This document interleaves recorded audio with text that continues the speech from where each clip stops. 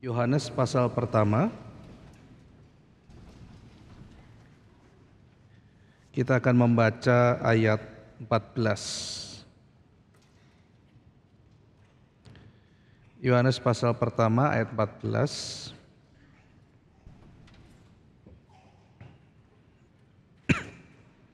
Kita baca bersama-sama, 2, 3. Firman itu telah menjadi manusia dan diam di antara kita. Dan kita telah melihat kemuliaannya, yaitu kemuliaan yang diberikan kepadanya sebagai anak tunggal Bapa, penuh kasih karunia dan kebenaran. Mari kita berdoa. Bapa di surga, Engkau yang telah mengirimkan anak-Mu yang tunggal, dan kami ingin hari ini lebih lagi mengenai anak-Mu di dalam perenungan Natal kami. Tolong kami, anugerahi kami ya Tuhan, sehingga kami boleh lebih mengenal lagi, karena kami percaya tanpa anugerah Tuhan, tanpa pimpinan Tuhan, maka kami tidak akan bisa mengenal Engkau, karena Engkau menyembunyikan wajah-Mu dari mereka yang menganggap diri bijak, tetapi Engkau mau menyatakannya kepada mereka yang rendah hati. Tuhan, tolong kami yang angkuh, yang congkak ini untuk diajar oleh Tuhan, menjadi rendah hati, menjadi terbuka terhadap firman-Mu. Kiranya Tuhan boleh menyingkapkan mata hati kami untuk makin waktu makin terpesona dengan Kristus Yesus. Terima kasih Tuhan, kami ingin menyambut firman-Mu, dalam nama Tuhan Yesus kami berdoa. Amin. Jemaat sekalian, hari ini kita akan merenungkan dalam perenungan Natal dari perspektif seorang Kristen di Denmark bernama Søren Kierkegaard yang merenungkan ayat yang tadi kita baca. Saudara, Kierkegaard hidup di zaman di mana kekristenan dari sayap Lutheran, tradisi Lutheran, mayoritas di negaranya yaitu di Denmark. Misalnya dicatat pada waktu Kierkegaard itu melakukan sidi, upacara sidi gereja itu sama dengan menjadi warga negara Denmark. Jadi di sidi sama dengan seperti upacara menjadi warga negara Denmark. Istilahnya kalau di Indonesia dapat KTP, saudara. Maka kita bisa melihat sesuatu yang seharusnya indah ya, kekristenan masuk dalam setiap aspek, setiap bidang kehidupan. Kita melihat di mana-mana ada nuansa kekristenan, politik itu adalah politik yang diwarnai kekristenan, pidato-pidato kenegaraan diwarnai kekristenan. Masyarakat itu masyarakat yang terintegrasi dengan kekristenan. Kalau kita melihat hal ini, bukankah ini yang diidam-idamkan, yang kita cita-citakan? Kita orang Reform juga punya sesuatu yang namanya mandat budaya, di mana setiap area kebudayaan itu ditaklukkan pada Kristus. Tetapi saudara, kehidupan yang dialami oleh Kierkegaard itu juga bisa menjadi semacam refleksi bagi kita. Ketika kita memperjuangkan hal itu, kita tidak boleh kehilangan sesuatu yang paling penting, yaitu relasi setiap kita dengan Kristus. Itu kalau hilang saudara, maka kebudayaan itu juga menjadi sesuatu yang tidak ada bedanya dengan sesuatu yang lain. Menjadi sesuatu yang menentang Kristus dan kita tersesat di tengah-tengah Kristendom justru. Semacam kebudayaan Kristen. Nah ini yang dilihat oleh Kierkegaard saudara. Jadi ada jantungnya yang paling inti, yaitu relasi manusia secara pribadi dengan Kristus itu ada di mana. Ambil contoh etika dari seorang bernama Immanuel Kant. Immanuel Kant itu kan seorang Lutheran juga, dan dia berhasil untuk membuat sebuah teori etika yang luar biasa. Mungkin saudara pernah mendengar teori etika namanya deontologis, itu penemuan dia. Nah saudara, meskipun banyak orang mengatakan, wah itu kan kontribusi Kristen, itu pemikiran etika Kristen itu ya yang dicetuskan oleh Immanuel Kant. Tetapi Kierkegaard mengatakan, itu adalah etika di mana orang mengambil keputusan, ada Kristus, gak ada Kristus, orang tetap bisa ambil keputusan. Lah apanya yang namanya etika Kristen? Etika Kristen kan standarnya firman Tuhan. Yang menjadi poin penentu keputusan adalah kehendak Kristus. Bagaimana mungkin ada sebuah etika yang namanya etika Kristen, tetapi Yesus Kristus tidak ditinggikan di situ. Nah saudara, jadi dia mulai mempertanyakan, apakah betul saya hidup di tengah-tengah masyarakat Kristen ini, saya menemukan orang Kristen. Nah, jadi dia mulai dalam perenungan semacam itu, saudara. Dan dia kembali merenungkan pergumulan leluhurnya, yaitu Martin Luther. Dia merasa Luther itu juga mempunyai pergumulan yang sama dengan dia. Luther hidup di zaman di mana kekristenan pada waktu itu merajai segala sesuatu. Tetapi ketika gereja begitu besar, semua dikuasai oleh gereja, Luther juga bertanya, di manakah di dalam Kristendom? Kristendom adalah satu wilayah di mana kekristenan itu begitu dominan. Di mana dalam Kristendom ini aku bisa menemukan orang Kristen? Satu pertanyaan yang sederhana tetapi sangat menggelisahkan. Siapa yang bisa mewakili kekristenan di tengah-tengah Kristendom ini? Paus kah? Apakah Paus menjadi teladan? Atau para imam? Atau siapa? Dosen sekolah teologi? Atau masyarakat? Itu pertanyaan Luther. Luther sampai pergi ke Vatikan, berziarah, melihat ada orang-orang yang bersembahyang di depan, ada katanya kayu salibnya Tuhan Yesus lah. Yang bercandaannya adalah itu semua orang ngaku punya kayu salibnya Tuhan Yesus, tapi kalau dikumpulkan bisa bikin bahtera Nuh katanya. Iya kan? Lalu kemudian ada ini tulangnya Yohanes Pembaptis dan sebagainya. Lalu orang pikir apakah ini kekristenan semuanya ini? Besar kelihatan megah, tapi apakah ini kekristenan? Nah, singkat cerita saudara, kegelisahan Luther itu yang akhirnya Tuhan pakai memunculkan reformasi, bukan? Dia mempertanyakan dan dia tidak puas, ini bukan kekristenan yang sejati. Ini bukan sesuatu yang harusnya kita sebagai orang Kristen itu perjuangkan. Maka dia kemudian melakukan reformasi dan kemudian gereja diperbarui. Kita melihat Tuhan bekerja dalam sejarah. Tetapi kata Kierkegaard, kenapa ya kok sekarang orang Protestan dalam hal zaman dia adalah seorang Lutheran tidak lagi menanyakan pertanyaan-pertanyaan seperti yang Luther ajukan. Kenapa setelah ratusan tahun gereja Luther menjadi mirip dengan yang ia lawan? Di manakah di dalam Kristendom ini saya bisa menemukan orang Kristen? Dia juga bergumul. Di mana saya bisa menemukan kebenaran? Kebenaran bukan sekedar untuk saya koleksi, saya percayai, tapi kebenaran untuk saya hidupi. Kebenaran yang untuknya saya rela hidup dan kebenaran yang untuknya saya rela mati. Saudara sekalian, kalau orang hanya koleksi kebenaran, maka itu apa bedanya dengan orang estetis atau orang hedonis? Hedonis itu menurut Kierkegaard ada dua macam, saudara. Hedonis tipe Don Juan yang pertama. Don Juan itu kan dia tuh sangat terobsesi dengan karya Mozart, saudara. Berjudul Don Juan gitu. Dia lihat itu, wah Don Juan itu seorang playboy, saudara. Bukan terobsesi untuk jadi playboy, dia terkesan ada manusia kayak begini itu.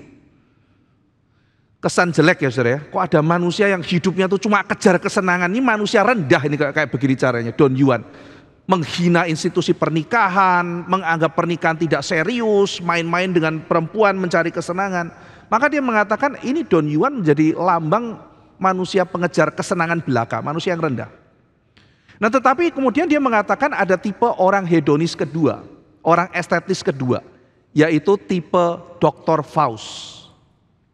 Ini kisah Jerman saudara ya, Dr. Faust itu adalah orang yang kemudian menjual jiwanya karena dia kepengen hikmat, menjadi seorang yang luar biasa hebat, teolog yang luar biasa dan kemudian juga mendapatkan wanita idamannya. Pokoknya dia menjual jiwanya kepada iblis.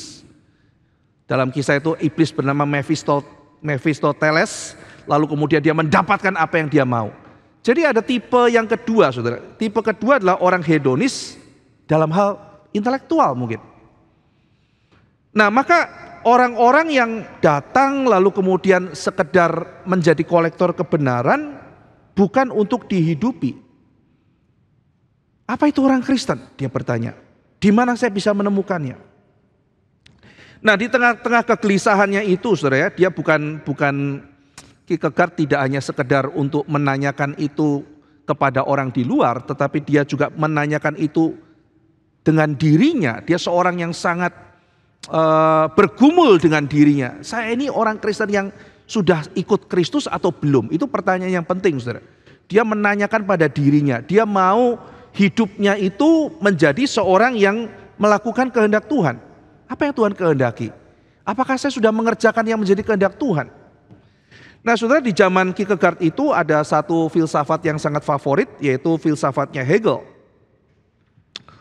Nah Hegel itu mengajarkan bahwa manusia ini adalah manifestasi dari roh yang sedang mengembara. Ada roh absolut yang sedang mengalienasi dirinya, dia itu memisahkan dirinya untuk lebih mengenal dirinya. Saudara kalau mau kenal diri kan lihat cermin, saudara ya.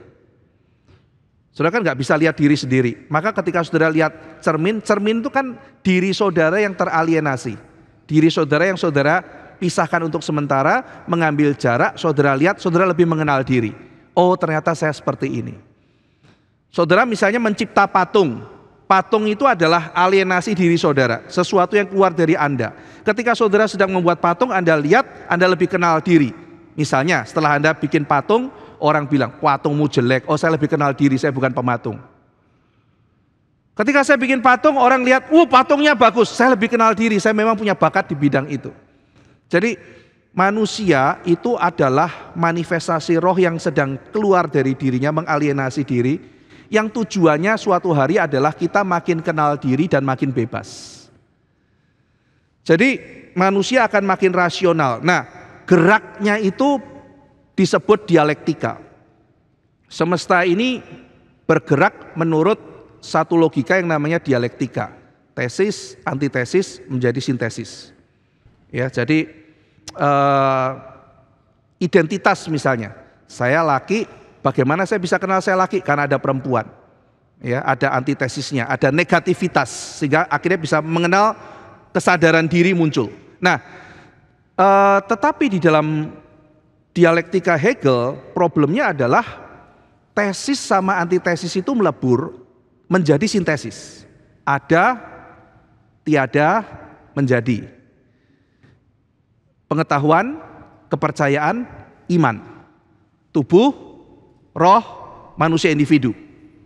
Nah lalu kemudian Kierkegaard mengatakan, lalu menjadi dan iman itu sendiri adalah sesuatu yang makin hari makin rasional, makin bebas. Saudara-saudara sekalian, dia mengatakan ini tidak tepat loh, ini bukan kekristenan. Kenapa? Karena coba kita bayangkan saudara ya, ini kan ketegangan ya, tesis sama antitesis kan tegang. Terus dijadikan satu, plek, hilang, muncul sintesis. Ketegangannya hilang. Nah tetapi bukankah kehidupan ini, realitas itu, ada tegangan-tegangan yang tidak bisa dihilangkan, tapi itu akan ada terus. Ya. Jadi bukan dijadikan satu, tapi bagaimana hidup di tengah-tengah hal itu supaya bisa sukses. Ambil contoh saudara. Tuhan sama manusia. Tuhan sama manusia plak jadi satu, jadinya apa saudara? Tuhan kan bukan manusia, manusia kan bukan Tuhan. Nah jadi ini tidak bisa diharmoniskan, tidak bisa dirasionalkan. Maka dia memperkenalkan satu cara melihat yang baru. Antara dua kutub, ini yang terjadi bukan penggabungan tapi tegangan.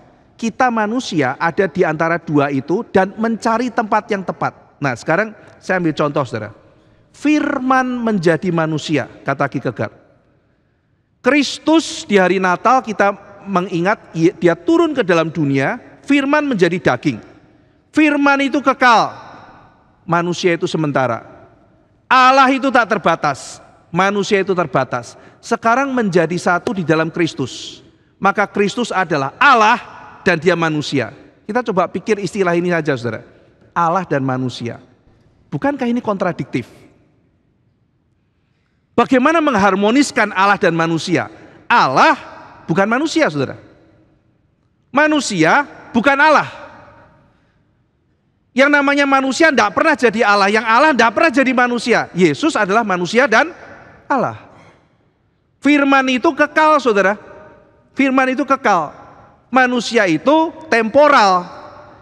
Yang temporal nggak mungkin kekal. Yang kekal nggak mungkin temporal. Yesus adalah temporal dan kekal. Yesus terbatas atau tidak terbatas, saudara? Dia manusia 100%, berarti dia terbatas. Tapi dia Allah 100%, dia tidak terbatas. Coba kita pikir, saudara. Yang tak terbatas itu terbatas. Udah mungkin, tidak bisa. Ini kacau pikirannya. Yang terbatas itu tidak terbatas. Makin kacau. Berarti ini nggak mungkin. Mungkin. Kenapa mungkin? Ada Kristus. Nggak mungkin kan kalau nggak ada. Ada kok namanya Kristus. Wah, kalau begitu gimana memahami Kristus? Singkat cerita, saudara. Kita terbatas dalam memahami, tapi itu fakta. Nah, di hadapan Kristus yang dia sebut sebagai paradoks absolut. Paradoks itu kelihatannya bertentangan, saudara. Tapi tidak. Dan ini adalah paradoks yang absolut, yang sukses. Yesus satu-satunya. Kita itu bingung di tengah paradoks. Kristus sukses. Itu sebabnya kata Kierkegaard, kalau manusia mau sukses menghadapi kehidupan ini, cuma satu cara, ikut Kristus 100%. Cuman itu. Nah, saudara, jadi kita sekarang diajak memikirkan, Hegel bilang semuanya bisa diatasi. Tidak bisa. Saya bagaimana memahami Kristus adalah Allah manusia. Tak terbatas, ya terbatas. Saudara, ketika Yesus jadi baby, pikirannya kan terbatas ya, saudara ya. Terbatas apa enggak, saudara? Kalau misalnya ditanya, misalnya baby bisa ngomong bahasa Spanyol enggak? Ya, oe kan gitu, saudara ya. Bisa ngomong bahasa Portugis enggak? Oe. Kan enggak mungkin mengatakan oe, brigado. Ya enggak bisa kan gitu. Ya. Gracias, enggak bisa, saudara. Terbatas. Tapi kita tahu bahwa meskipun lahir sebagai bayi, saat yang sama dia Allah yang tak terbatas loh, saudara. Jadi dia terbatas, juga tidak terbatas. Ya gimana kita membayangkannya? Tidak bisa. Ya pokoknya itu fakta. Di hadapan fakta itu, saudara, yang kita tidak bisa ngerti, apakah kita mau percaya? Nah, itu anugerah, saudara. Iman, sehingga dengan demikian kata Kierkegaard, iman itu adalah beriman kepada objek yang adalah paradok absolut. Sekali lagi, saudara, kita kan beriman sama Tuhan Yesus kan? Itu adalah sumber iman kita kan? Dan ketika kita beriman pada Kristus, Kristusnya itu adalah paradoks absolut, saudara. Artinya iman kita juga pasti bersifat paradoks. Nah, ini yang dia mau angkat. Iman itu bersifat paradoks. Dan ketika iman bersifat paradoks, berarti ketika kita beriman, ada misteri, ada krisis, ada resiko. 3 hal ini. Ketika kita beriman, karena objek imannya paradoks dan sifat imannya paradoks, maka ketika kita beriman, ada krisis, ada tegangan, tension, ya, dan ada resiko ketika beriman. Nah, jadi saudara-saudara sekalian, dialektika adalah ketika kita berhadapan di tengah-tengah itu, saudara. Ini saya begini atau saya begini. Saya ambil keputusan ini atau saya ambil keputusan ini. Di tengah-tengah kebimbangan itu tidak bisa kita hilangkan, saudara. Karena itu adalah bagian dari kehidupan kita beriman pada Tuhan. Ya, saya ambil contoh sederhana aja lah, saudara ya. Tension yang tidak bisa dihilangkan. Ambil contoh begini, hal praktis. Pak Ivan, saya mau bingung, saya pelayanan apa enggak ya? Loh kenapa? Loh saya kan kerja. Loh kerja kan harus pelayanan. Ya tapi kan saya punya keluarga. Jadi saya pelayanan apa tidak? Saudara kan maunya enggak ada krisis kan? Oh ya pelayanan, oh ya kerja, ya keluarga. Ini namanya adalah keseimbangan, balancing. Saya baca satu motivator ya jadinya ya, self development gitu loh. Kerja itu, hidup itu 8 jam kerja, 8 jam waktu free, dan 8 jam tidur. Jadi itulah hidup. Jadi kerja itu 1 hari 8 jam aja. Habis itu 8 jam me time atau family time. 8 jam tidur gitu. Saudara, coba pikir ya. Berapa persen manusia di dunia yang bisa ideal kayak begitu? Berapa persen, saudara? Selebihnya saudara bisa, ya kan? Bos bilang, lembur. Ya lembur, saudara. Oh saya 8 jam, 8 jam. Kamu nggak makan. Oh iya, saya harus makan berapa? 12 jam. Saya lihat Elon Musk ngomong apa, saudara? Elon Musk bilang begini, kamu kerja 40 jam 1 minggu. Ya kan? Orang normal tuh 40 jam 1 minggu. Kalau mau sukses, 80 jam. Double. Itu logikanya, kata dia ya, saudara ya. Kalau saya nggak mau 80 jam, saya mau 120 jam. Saudara bayangkan ya, jadi manusia itu hidup di dalam satu tempat di mana ketika dia mau memutuskan, itu nggak segampang, oh saya mesti ini, semuanya tertata rapi. Jadi ketika bergumul, saudara, Pak Ivan saya mau pelayanan, tapi kan saya punya keluarga, saya juga pelayanan di gereja, saya juga ada pekerjaan. Gimana ya, saudara ketika mengambil keputusan, Anda mengambil keputusan di tengah-tengah krisis, resiko dan sebagainya. Dan di situ memerlukan pengorbanan, sangkal diri dan komitmen. Ini kehidupan, saudara. Kita kan pikirnya gimana kerja nyaman, pulang happy, sama keluarga happy, pelayanan happy. Begitu sudah nggak happy, tinggal. Lalu muncul teori macam-macam. Pak, siapa yang bilang pelayanan harus di gereja? Ya enggak ada yang bilang pelayanan harus di gereja. Kerja itu ibadah loh. Ya pasti itu hasil reformasi. Kerja itu pelayanan loh. Amin. Amin, saudara.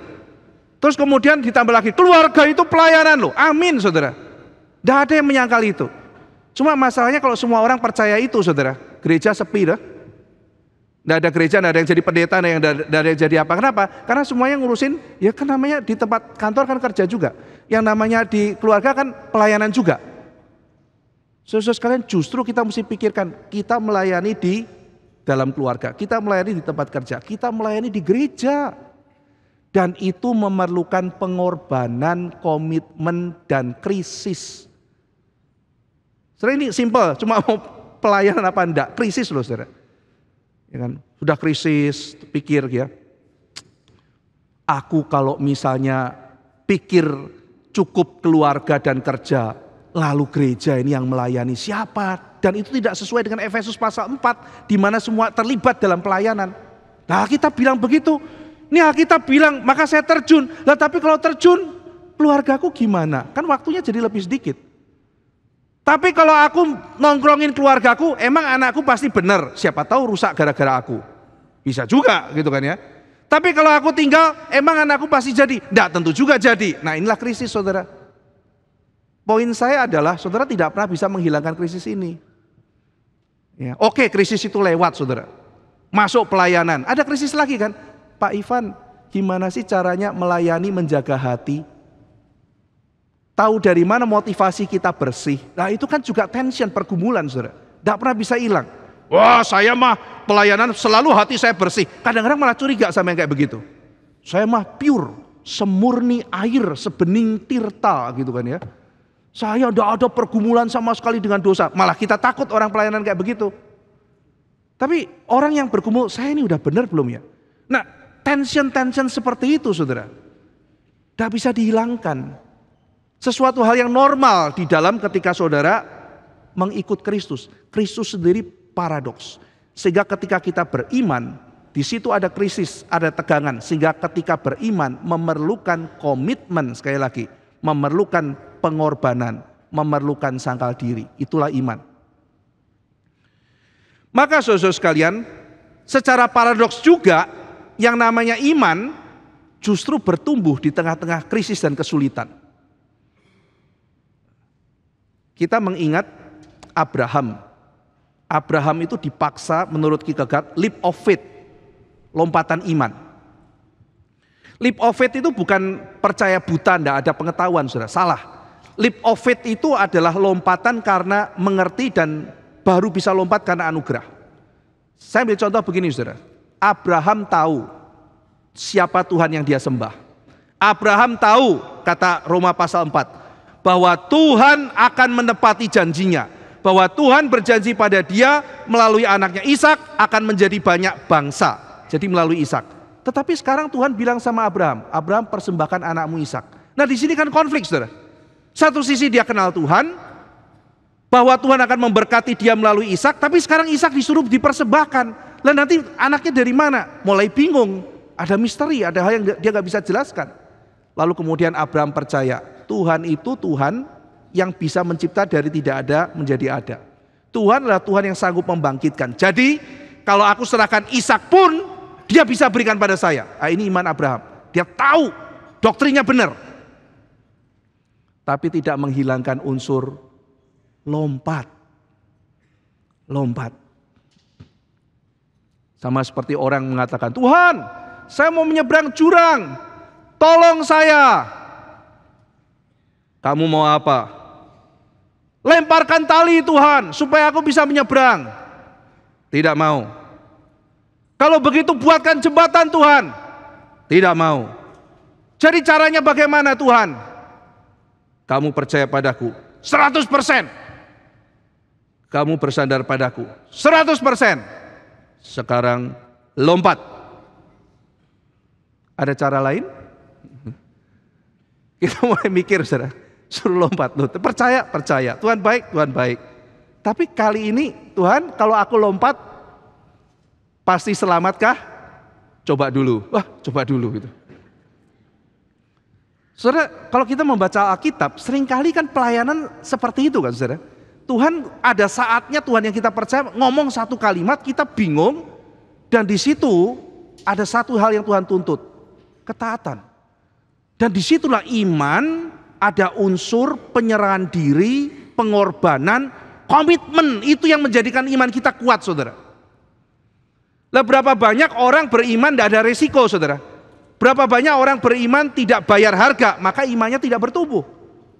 Sekarang misalnya orang disuruh beriman, mau nggak kamu beriman pada Tuhan? Nanti kamu akan misalnya ketika kamu datang ke gereja, kamu akan kenal banyak orang. Wih, dia tidak ada ruginya, saudara. Dia beriman aja, tidak ada ruginya buat dia kok, tidak ada pengorbanannya. Saya diceritain ada satu orang jemaat Pak, dia keliling-keliling GRII. Ya enggak apa-apa saya bilang kan, kalau dia misalnya dia mau belajar firman di sini di sana ya enggak apa-apa. Yang penting dia punya satu gereja lokal, dia mau belajar di hamba Tuhan mana terserah. Bukan begitu Pak. Dia aktif di setiap GRI, yang malah bagus.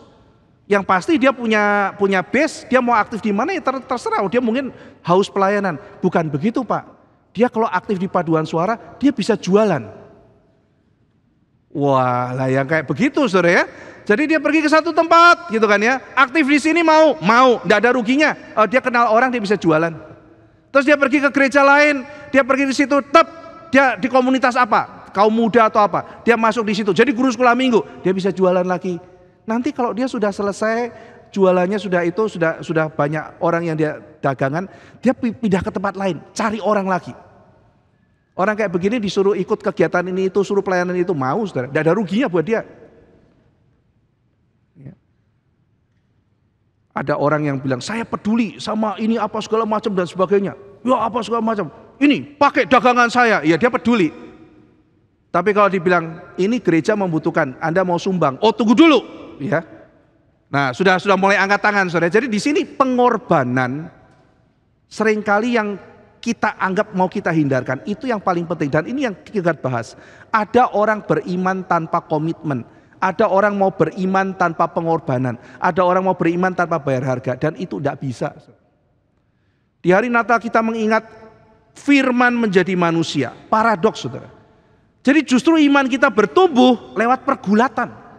Iman kita bertumbuh lewat kesulitan. Kita berani bayar harga. Nah itu sebabnya ketika kita melihat tahun 2025, kita pengen kalau bisa semua resiko hilang. Itu keinginan kita, saudara. Ayo hilang semua resiko, ayo hilang semua kesulitan. Saya mau iman yang gampang. Saya mau beriman pada Tuhan. Saya mau tidak ada banyak pergumulan dalam kehidupan saya. Tidak bisa, saudara. Kita kalau bisa punya anak itu yang tenang-tenang, yang nggak pernah ada masalah, baca kitab suci tiap hari gitu kan. Anakku ikut kegiatan ini, ya puji Tuhan. Anakku ikut kegiatan itu, puji Tuhan. Tapi siapa yang mau, saudara? Anaknya mulai ragu, anaknya mulai skeptis, anaknya mulai bergumul. Sudah jangan bergumul nak. Saudara-saudara sekalian, tidak ada yang mau anaknya begitu. Tapi memang saudara, dengan kita berat hati kita harus mengatakan, pada waktu anak kita mengalami hal itu, kita perlu berdoa dan mendampingi dia. Karena itu cara dia menjadi kuat. Kalau tidak pernah melewati itu, saudara, bagaimana dia menjadi kuat? Bagaimana dia menjadi orang Kristen yang tangguh? Lewat pergulatan, pergumulan, dan sebagainya, sesuatu yang beresiko. Tetapi secara paradoks, itu yang diperlukan. Demikian juga dengan kita. Ada orang yang mengatakan, saya susah nggak apa-apa Pak. Saya mau bayar harga Pak, tapi keturunan saya jangan. Biar mereka semua mudah. Tidak bisa, saudara. Kalau kita melewati itu, anak-anak kita juga perlu melewati hal itu. Sesuatu yang mungkin sangat beresiko, sesuatu yang itu sebabnya kita perlu banyak berdoa. Kita perlu rendah hati di hadapan Tuhan. Karena iman bertumbuh di tengah-tengah krisis dan kesulitan. Saudara sekalian, hidup ini penuh dengan paradoks. Alkitab menceritakan banyak sekali paradoks. Saya ambil contoh, saudara ya. Di dalam Alkitab ada banyak sekali paradoks. Misalnya, Anda ingin hidup, problem kita, musuh kita adalah kematian, bukan? Kita ingin hidup selama-lamanya, hidup kekal. Yesus turun ke dalam dunia memberikan kita hidup yang kekal melalui salibnya. Lalu kemudian Roh Kudus menghampiri kita dan memberi kehidupan pada kita. Cara pertama adalah kita dimatikan dulu. Mati bersama Kristus. Kitab Roma mengatakan sebab kita dikuburkan bersama Kristus. Kita mati bersama Kristus. Kita mati terhadap dosa. Baru kita hidup bagi dia. Ini kan paradoks, saudara. Mau hidup dimatikan dulu. Manusia lama perlu dimatikan. Setelah manusia lama dimatikan kita hidup. Ini Alkitab, saudara. Tuhan, saya mau kuat. Kamu mesti mengerti apa artinya menjadi lemah. Waktu kamu rasa diri paling kuat, kamu lemah. Pak Tong sudah khotbah mengenai Musa. Waktu muda Musa gagah dan kuat, jenderal perang, lemah di hadapan Tuhan. Waktu sudah tua, umur 80 tahun, cuman gembala, dia cuman bisa sadar pada Tuhan. Itu adalah kekuatan, rahasia kekuatan. Waktu engkau kuat, engkau lemah. Waktu engkau lemah, engkau kuat. Paradoks. Saudara, saya mau menjadi yang tertinggi, saya mau menjadi yang terkemuka, bolehkah? Boleh. Bagaimana caranya Tuhan? Mengalahkan sebanyak mungkin orang, tampil sehebat mungkin? Enggak. Kamu mau tertinggi, jadilah yang terendah. Mau yang terkemuka, belajar dalam hati menjadi punya jiwa seorang hamba yang melayani. Wah, itu paradoks juga, saudara. Dan itu ketika kita renungkan begitu dalam. Saya mau menerima. Tuhan ajarkan. Kamu mau menerima banyak? Saya mau menerima banyak, Tuhan. Caranya gimana? Investasi ya? Iya. Investasi apa, Tuhan? Memberi. Hah? Memberi? Gak salah, Tuhan. Bukan simpan banyak-banyak. Barang siapa memberi, dia menerima. Paradoks, saudara. Ada yang menyimpan bagi diri sendiri, dia kehilangan. Ada yang melepas bagi Tuhan, dia mendapat. Paradoks. Jadi kalau kita pikir dalam Alkitab, saudara, begitu banyak ajaran-ajaran mengenai paradoks. Kalah dan menang. Yesus di atas kayu salib menang apa kalah? Orang dunia mengatakan kalah. Tetapi kita akhirnya mengerti setelah kita dibukakan oleh Roh Kudus. Yesus menang dan kemenangannya itu tidak bisa dibandingkan dengan kemenangan apapun dalam dunia ini. Semua kemenangan dunia ini jadi kemenangan TK, saudara, dibandingkan kemenangan Kristus di atas kayu salib. Meskipun kelihatannya kalah. Bebas dan ikatan, ini juga paradoks. Saya mau lakukan semua yang saya mau. Apa kata Alkitab, saudara? Ini orang terikat budak dosa. Kasihan orang ini. Tidak ada ikatan apa-apa. Nah itu kan, diikat dirinya sendiri, diikat oleh dosa. Kamu akan terbelenggu, kasihan. Kamu mengikuti tuan yang jahat, yaitu dosa. Tuhan Yesus, ini jiwaku. Pakai aku kemanapun kau mau. Apa yang menjadi kehendakmu adalah kehendakku. Ini manusia bebas. Jadi yang bebas diikat. Yang diikat bebas. Ini adalah paradoks. Sungguh pun aku bebas akan segala hal, kata Paulus. Aku menjadikan diriku tawanan Kristus. Itu kebebasan sejati. Nah, saudara sekalian, maka kalau kita melihat ada paradoks-paradoks ini, Kristusnya paradoks. Iman kita ada unsur paradoks. Lalu Alkitab mengajarkan paradoks. Maka kita tidak bisa menghindarkan resiko dan tegangan, tension di dalam mengikut Tuhan. Sekarang kita mulai masuk fokus kepada tension. Saya ambil contoh, saudara. Manusia itu paradoks antara yang kekal dan yang sementara. Tuhan menanamkan kekekalan pada diri kita, dan dia juga memberikan kesementaraan. Dan kita hidup dalam tegangan ini, saudara. Maka Kierkegaard mengatakan tegangan ini membawa kita begitu lemah dan harus senantiasa bergantung pada Kristus. Saya ambil contoh, saudara, idealisme dan realitas. Realis sama idealis. Kita manusia punya dua fungsi ini, saudara. Nah, kita biasanya mau cari formula. Gimana caranya? Tidak bisa, saudara. Setiap kita ada di tengah-tengah. Idealisme, realisme, idealisme, realisme. Kita harus senantiasa bergumul mencari posisi yang baik.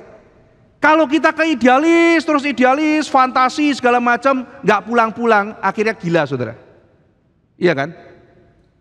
Kalau saudara terus berimajinasi, idealis, imajinasi. Wah, saya mau jadi orang hebat, saya nggak mau kayak begini. Saya mau jadi kayak Napoleon, saya mau jadi kayak Napoleon. Terus ketika di foto pun sudah begini, saudara. Saya Napoleon gitu, Napoleon style gitu. Akhirnya jadi hilang, saudara. Kamu siapa? Napoleon gitu. Jadi gila gitu kan. Karena terlalu fantasi, terlalu bermimpi apa segala macam. Ya kan, sudah rasa saya orang Kristen. Nah, orang Kristen kadang-kadang self deception ke situ, saudara. Dia merasa dirinya sudah begitu baik, memberitakan Injil atau apa, baru satu kali PI udah bilang saya itu pemberita Injil dan sebagainya. Dia tertipu, saudara. Karena dia terlalu akhirnya jatuh ke idealisme. Lalu kemudian kerja juga tidak bisa, saudara. Kerja maunya semua idealis. Saya mau berhenti kerja mah, lo kenapa? Saya dicembetutin bos. Bos cembetut, bos tuh harus smile, memberikan spirit bagi anak buah. Terus kemudian pergi ke tempat lain, keluar lagi. Kenapa? Lingkunganku toksik. Waduh, gitu ya. Kamu diapain? Body shaming. Dibilang rambutku terlalu pendek. Itu bukan body shaming, tetap, kan ya. Tidak bisa. Pokoknya tidak ideal. Nah, ini jadi orang tidak terlalu idealis juga susah, saudara. Sementara ekstrimnya terlalu realis. Ini juga tidak benar, saudara. Iya kan? Bayangkan, saudara ya. Seorang diangkat jadi komisaris sebuah perusahaan. Ya. Kita akan menghadapi banyak tantangan. Bagaimana Pak Komisaris menghadapi? Ini banyak karyawan malas. Ya namanya karyawan malas mau diapakan? Ya udah. Pasrah lah. Mau diapakan? Emang dengan cuap-cuap jadi lebih tidak malas? Ini terlalu realis, tidak ada idealis sama sekali. Ya kan? Bukannya gimana caranya membuat mereka lebih rajin dan sebagainya. Tidak ada. Ya sudah kayak begitu. Pernah ada satu anak SMA bilang sama saya, papi mami saya bilang kerja itu semuanya tidak ada yang benar Pak, semuanya korupsi. Jadi nanti jadi kerja tidak boleh idealis. Gimana caranya supaya nyogok tapi nggak ketahuan? Menurut Pak Ivan gimana? Saya kaget gitu dengerin. Nah, memang fakta dalam dunia itu banyak yang kayak begitu. Tapi kalau semua realis, tidak ada idealis, tidak akan ada namanya konflik batin, tidak ada namanya perjuangan. Fakta seperti itu, bagaimana kita dobrak, bagaimana bikin lebih baik? Karena kita harus begitu. Lah ini belum sudah, ya sudah kayak begitu, problem juga, saudara.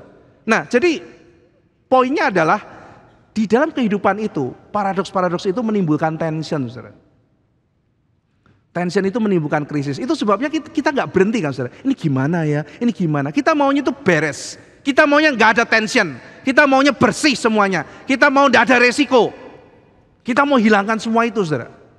Tidak dipikirin, hilangkan semua resiko, tapi tidak bisa. Karena memang naturnya seperti itu. Natal mengingatkan, Kristusnya seperti itu, kehidupan kita pun seperti itu. Tidak bisa dihilangkan.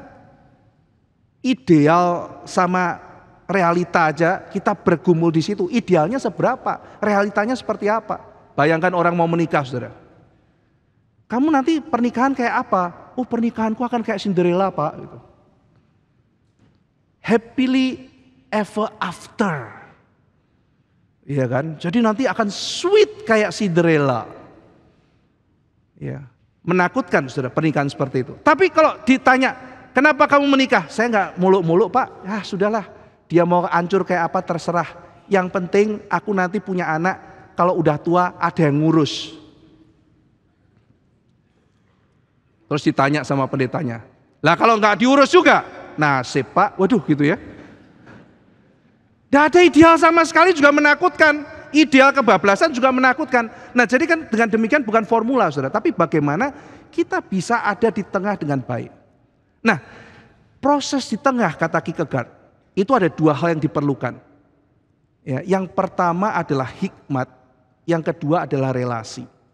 Arahnya sudah pasti, hidup seperti Kristus. Tapi di tengah-tengah, mau hidup seperti Kristus di tengah-tengah tegangan itu, cuma dua hal. Kita harus menemukan hikmat Kristus, dan kita harus senantiasa pegang tangan Kristus. Dan ini orang yang tidak mau, orang maunya blueprint, tidak mau relasi. Tahun 2025 akan ada banyak kesulitan, saudara. Akan ada banyak krisis. Kita maunya blueprint. Kalau sudah dapat blueprint, Tuhannya ditinggal. Kekristenan tidak seperti itu, saudara. Hikmat dan senantiasa pegang tangan Tuhan kemanapun Tuhan pimpin. Itu yang Tuhan kehendaki, saudara.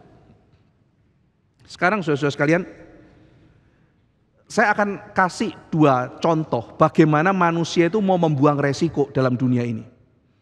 Manusia itu mencoba untuk menghilangkan resiko. Cara pertama, saudara, resiko dihilangkan orang zaman Yunani kuno dengan cara ramalan.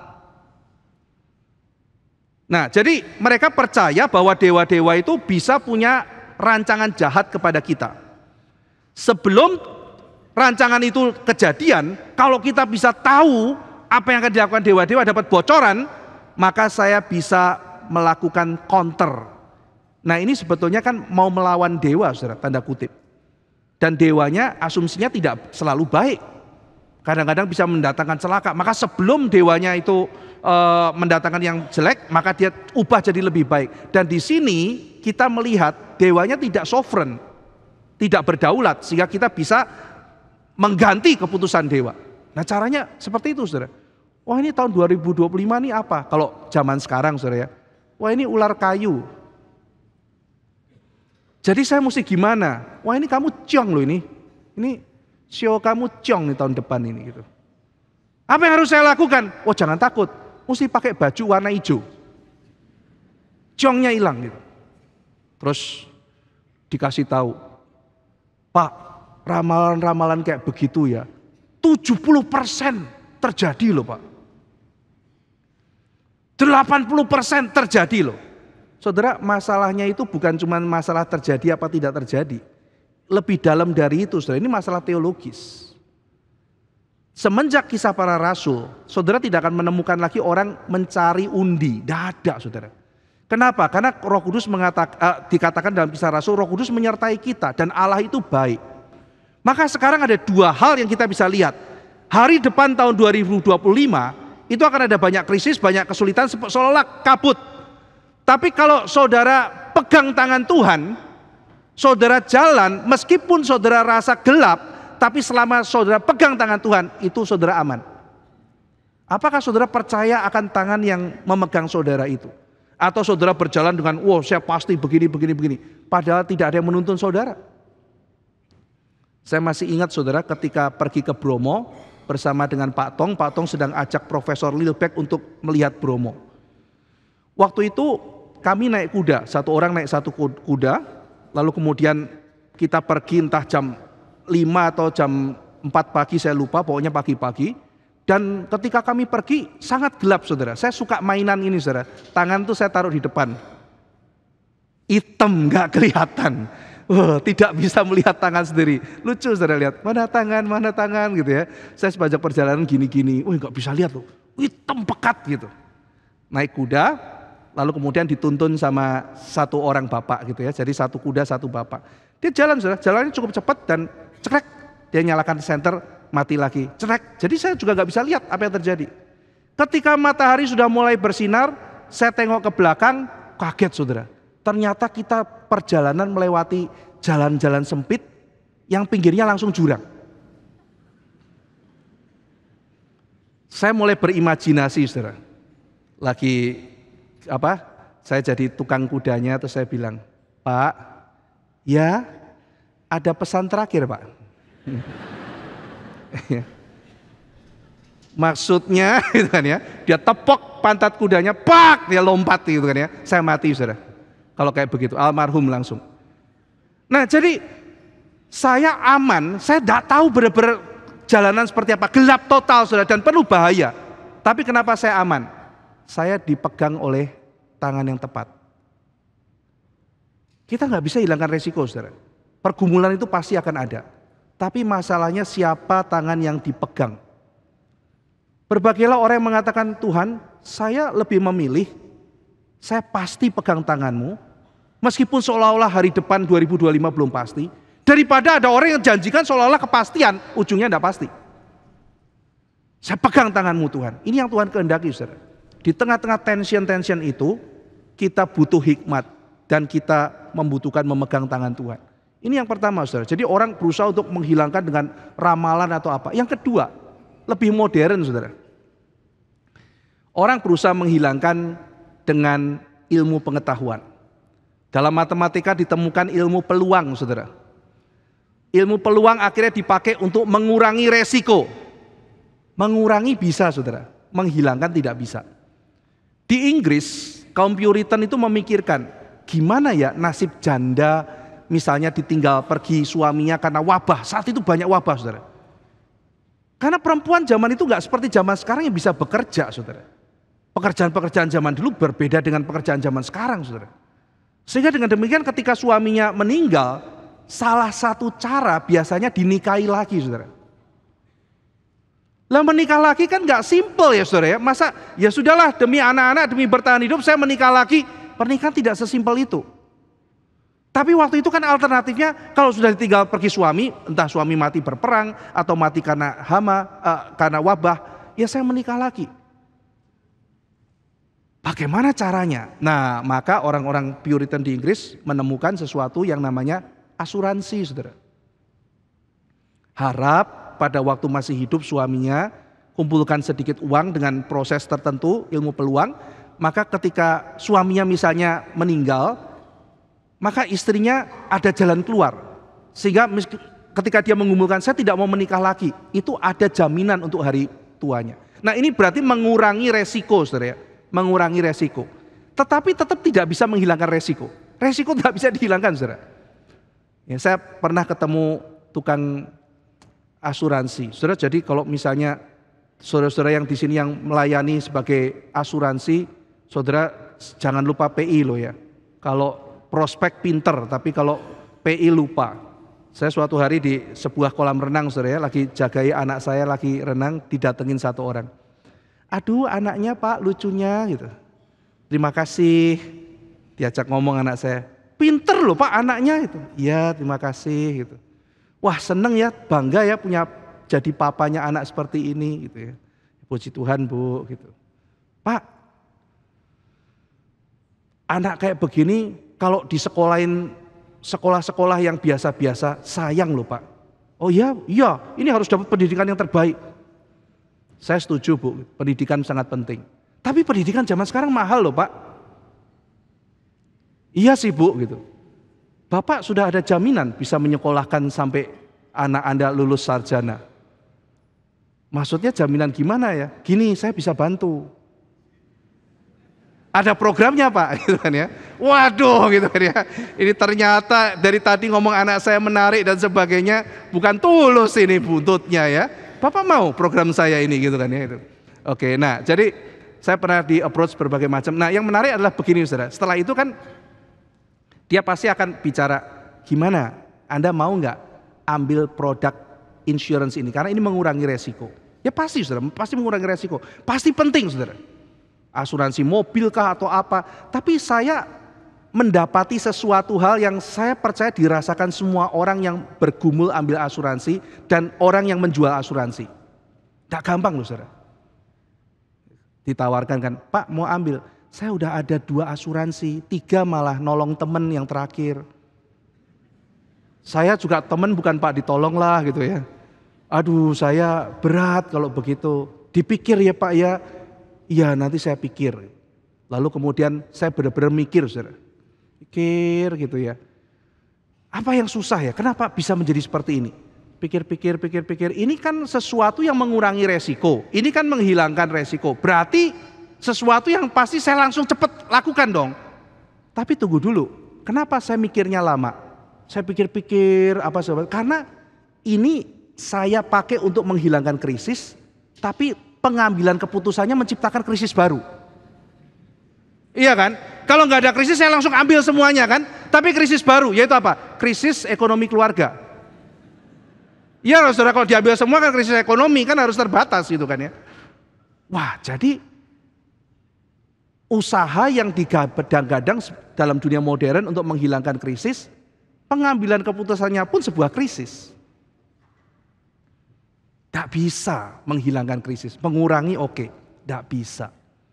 Maka kata Kierkegaard, dua hal itu saudara, bukan menghilangkan krisis, justru krisis harus dihadapi. Tetapi hikmat dan tangan yang senantiasa memegang tangan Tuhan, itu kita perlukan untuk menghadapi krisis demi krisis. Saudara pasti akan bergumul, ada banyak hal. Mungkin saudara akan merasa sakit ketika mengambil keputusan itu. Saya ambil contoh saudara ya, orang yang life work balancing, life work ministry balancing. Saya percaya ketika saudara sudah melayani lalu pulang ketemu anak itu bukan, hai anakku, ini papimu, mamimu, saya life balancing loh, aku udah habis pelayanan dan kerja, sekarang kita main yuk. Pasti biasanya nggak begitu saudara.